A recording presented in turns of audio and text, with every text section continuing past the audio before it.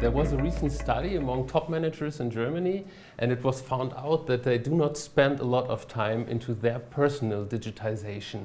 So my first question to all of you is, how much time do you spend in your digital skills? I'm surprised by the answer of those people, because I think that digital education or digital development is something that we experience every single day, full day in all of our lives, both privately and business-wise.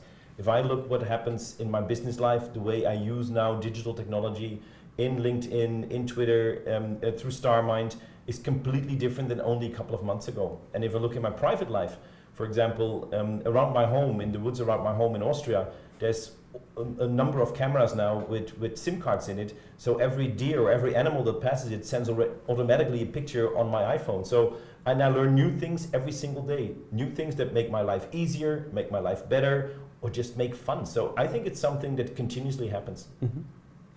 Yeah, I think as a CTO, I more or less have 24 hours a day to really progress my understanding of technology and digital trends.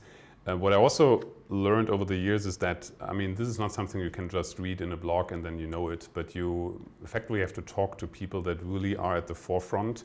And that's what I try to spend most time on, to have a network of thought leaders in the technology space that I know if they are essentially taking care of certain new things, that this will come. And so that's essentially also what makes most fun for me personally. Yeah, for me it's similar to what Pieter already mentioned. So it's not a traditional way of learning by reading essays, books or whatever, or tutorials. So I'm more or less the guy who loves to experience technology in everyday experience. So if we have any new kind of software, I try to test it. I am present in several social media, and I regularly visit our stores just to see if there is any new product development which I do not know so far, and then I ask the people to tell me about it, allow me to test it. So that's the way I do it. Mr. Haas, in recent publications, you said that MediaMarktSaturn has to become the technology leader in our industry. Why is that so important? Well, the logic is very simple. Retail today is to a very large degree technology driven. Most of the products and most of the services we offer are only possible because of technology. If you then take into account that we are the clear leader, the number one in consumer electronics retail, and if you take into account that we want to stay the number one, that automatically means that we need to become a leader in technology also. Mm-hmm. Is technology leadership only relevant for IT guys, or is it also relevant for people like communications guys or lawyers? Well, lawyers are also human beings.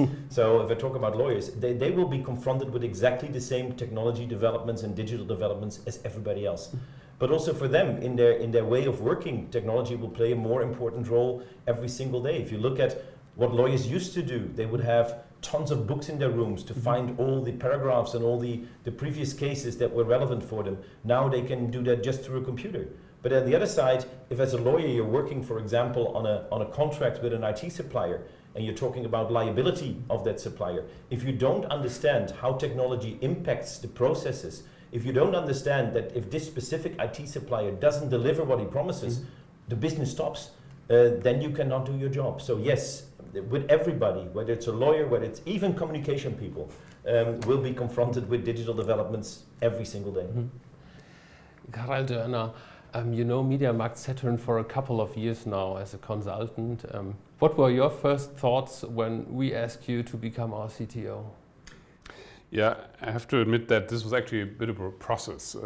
So we started the discussion a few years ago what actually this role of a CTO should be about. And I think when I understood that the management is now really committed to open up the top management for that role, to really add a new role to the executive team, that in itself was the trigger to say, okay, how can we now find a way that I can combine my long-term commitment to McKinsey, but also to really step in now on an interim basis. And I think we found also a good model to do this.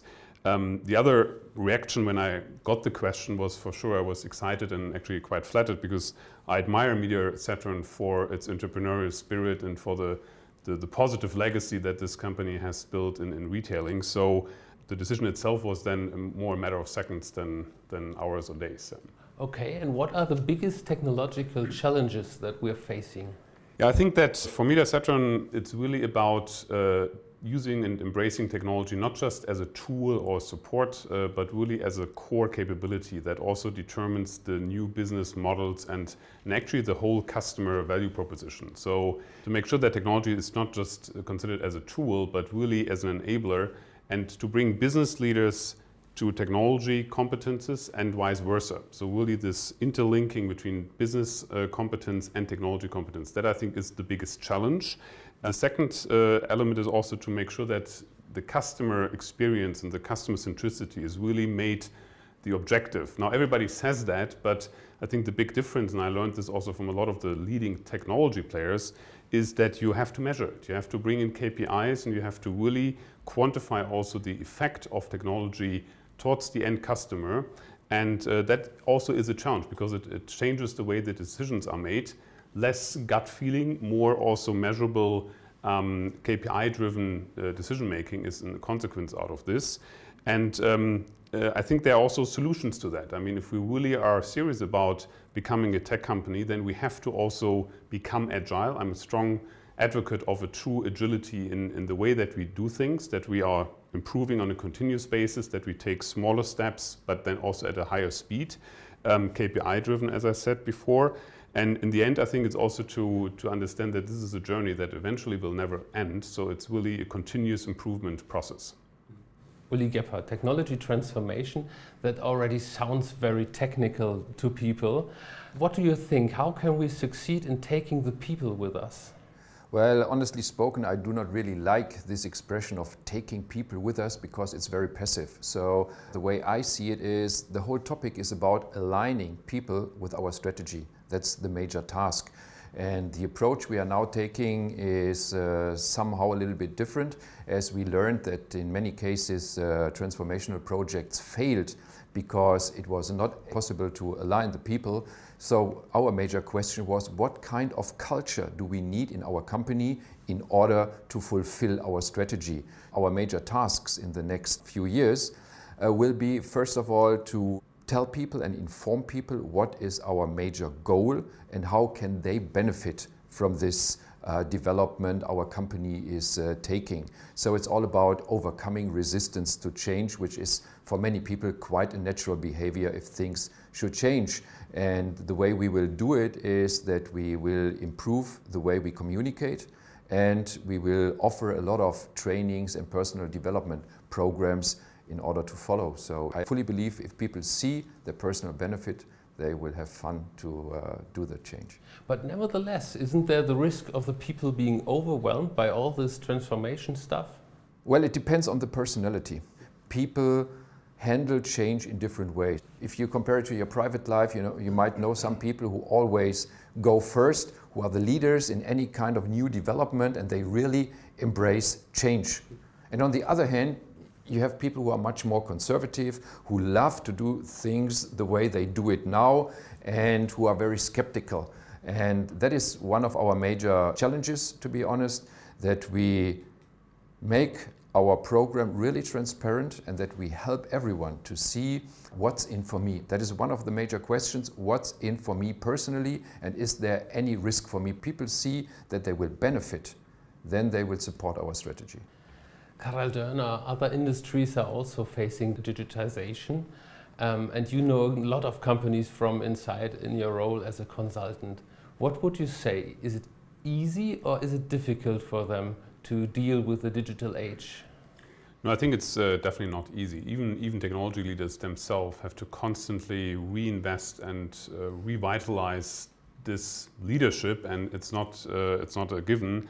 And especially if you're a successful, established company, this is quite challenging. This journey takes time and a lot of effort. What I've seen now with working together with quite a few companies is that fundamentally it is dependent on the top management leading this. You cannot delegate it down the ranks. You can also not source this to anybody out, but you have to essentially embrace as a top management that technology and digital transformation is a key and eventually actually the number one priority.